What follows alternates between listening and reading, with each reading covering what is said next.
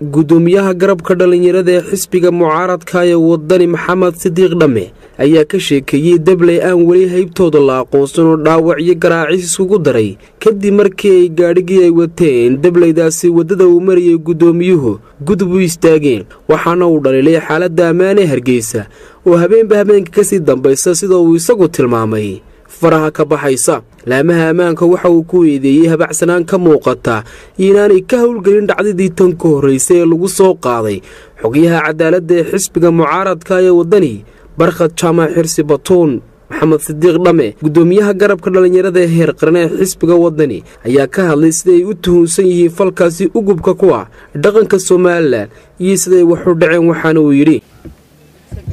xalay gooray ahayd 8:13 minute anoo fadhiya oo ka casheynaya Golden Hotel oo ilaf joogan Aldoor Barkhad iyo nimaanu saaxiibnahay oo la yiraahdo Cawaale Deeqsi ayuu ila soo hadlay number ugu horeeyo xarafkiisu 419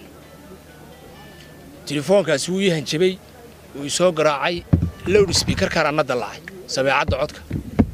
Cawaale Deeqsi baa markaa codkii bar kamida duubay ninkaasi markaa aad buu igu hanjabo wuxuu ugu yiri haddii aad arrimaha wadani ee mucaaradada ah iyo wax ka sheega xisbiga kulmiye iyo dhaliisha xukuumadda aad joojin weydo waxaan ku marin doonaa halkii barkhadaanu marinay inta markaan isweydaarsanay hadalka kale curfi ayuu ninkaasi ku tiraabayay nambarka waligay maan arag codkana maan aqoonsan ciduu yahayna maan garan ninkaasi wuxuu ku tiraabayay haddaad soo raaci weydo beesha tahay Subeerawal waxaan ku marin doonaa halkii aanu Aldoor Barkhad marinay codkaasina wuxuu ku duuban yahay mobilka Cawaale Deeqsi 8:30 minute waxaanu gaadhnay saldhigga dhexe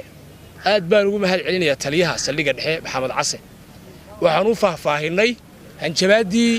nambarkii soo garaacay ugu hanjabay waxaanaanu dhageysiinay codku igula hadlayay ninkaas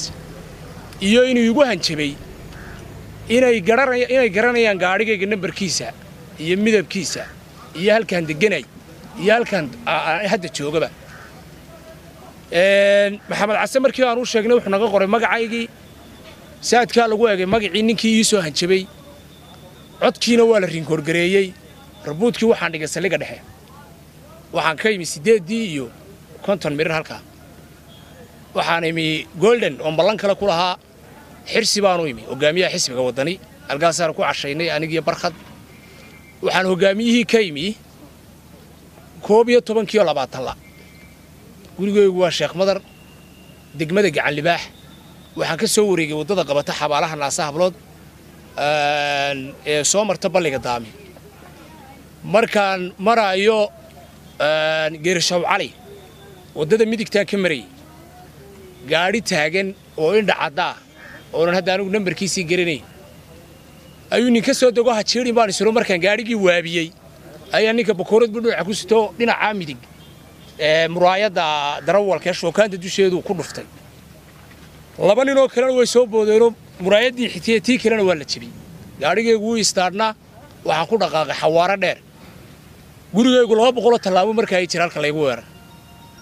gurigaygii baan ku leexday gurigii baan tagay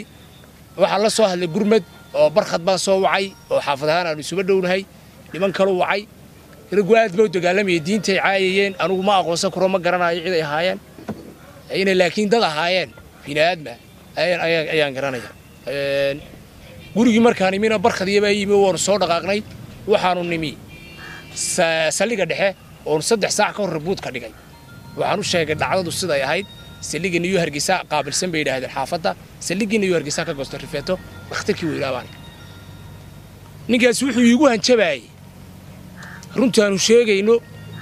iyo mucaaradadu waxay tahay inay codka ummadda dulman ee aan gaari karin lagu hadlayo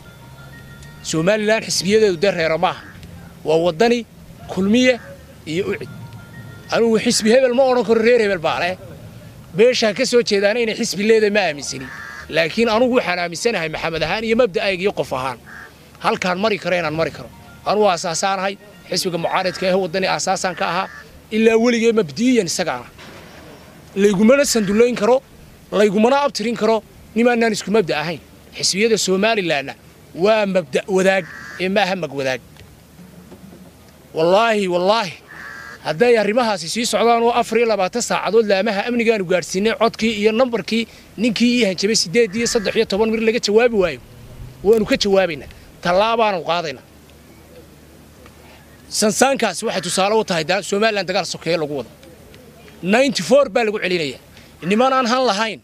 oo aan ku mari karin kartidooda meel oo aan ummaddu u codaynayno is og ayaa doonayay inay kala diraan nin kasta gurigiisa qori baa yaala haddii la isku aqbali waayo Soomaalilandnimada iyo dimuqraadiyadda iyo mabaadi'da iyo kala duwanaanshaha iyo xisbiyada iyo barnaamijyada wallaahi inaan la isku aqbalaynin qori iyo hoobiye iyo midi iyo nin meel u gala nin kasta qorigiiba gurigiisa yaal waanu garanaynaa cidda ka dambaysa dhaqdhaqaaqyadan aniga igumay koobnayna sanadkan gudihiisa 3 qof wadani laga dilay khadar gureeto wariye xisbiga ugu horeeyo gacan baa laga jabiyay dhakhtarka way dabadiisa barqad xirsi jaamac batuuro xogayaha cadaaladda baa igu laba habeen ka hor iga horeeyo ibraahim dheere masaajidkiisa ee degmada lixlaata ka jooba isna lagu dilay labada midna cid looma soo qaban wallaahi baan laakiin tan ka hadhayno waxaan uga hadhaynin cadayntii baan haynaa hadday laamaha amniga iyo sirdoonka iyo ay soo qaban waayaan ninka numberka 419 soo garaacay codkiisu duuban yahay ee magaciisa saddexna saadka ku qorayeen saldhiga dhexe dhignay annaga soo qabanayna waxbaanu iska celinaynaa ummadana waxaan u sheegaynaa xisbiga wadani inuu xisbi nabadeed yahay in lagu qasbaayo inaanu sida kulmiye la qasan in ay Soomaaliland noqoto goob lagu dagaalamo lagu kala dareeraa doonaya waxaan ummadda u sheegaynaa cadaaladdoonka aamusimayno xaqa ka aamusimayno xurriyadeeda lama joojobayo waxaanu aragnay waanu sheegaynaa taanu shalay kaga adimaynay xaafadda maxamuud haybe aanu sheegaynaa carruurtii dayacnayd ee dugsiyada hoose dhexe beenta loo sheegay laga soo eriyay aanu lacagtooda kafaalo qaadnay eenu madaxweynaha iyaga sharafta la fariinta u dirnaa nari ummadda beenta ka daa wasaaradaada waxbarashada iyo miisaaniyadaada una haysna jaan qaado oo ummadda wixii aad u ballan qaadeed ugu dhaarateed sheegaysaad ku faanayso u sheeg iyo tii ka horreysay kulmiyeenu sheegaynaba intaasoo dhan waxaanu u tuhunsannahay runtaanu sheegayna in lagu daba soco